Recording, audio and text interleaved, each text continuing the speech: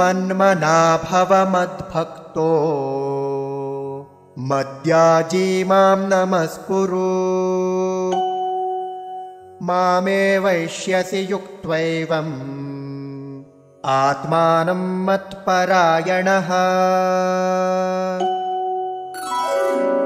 इति श्रीमद्भगवद्गीतायां श्रीकृष्णार्जुनसंवादे राजविद्या राजगुह्ययोगो नाम 9मोऽध्यायः।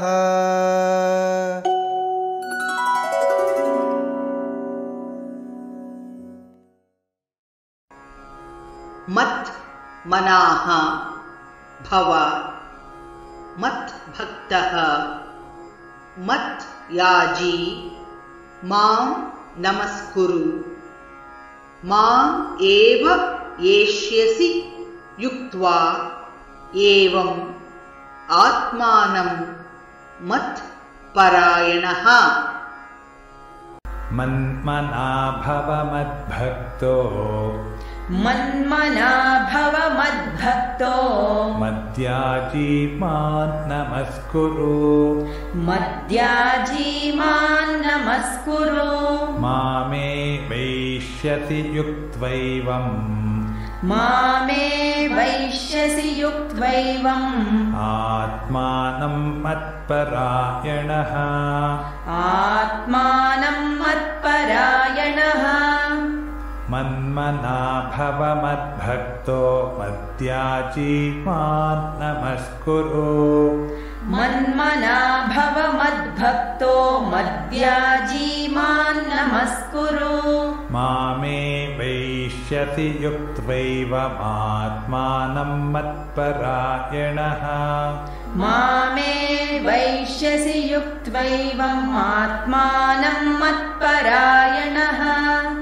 मन्मना भव मद्भक्तो मद्याजी मां नमस्कुरु मामे वैष्यसि युक्त्वैवमात्मानं मत्परायणः मन्मना भव मद्भक्तो मद्याजी मां नमस्कुरु मामे वैष्यसि युक्त्वैवमात्मानं मत्परायणः।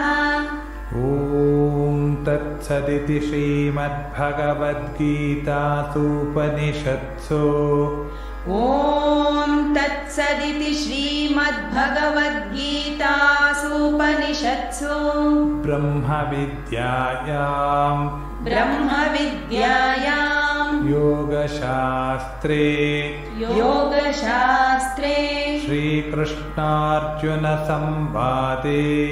श्रीकृष्णार्जुनसंवादे राजविद्या राजगुह्ययोगो नाम 9मोऽध्यायः। राजविद्या राजगुह्ययोगो नाम 9मोऽध्यायः। हरिः ॐ तत्सत्। हरिः ॐ तत्सत्।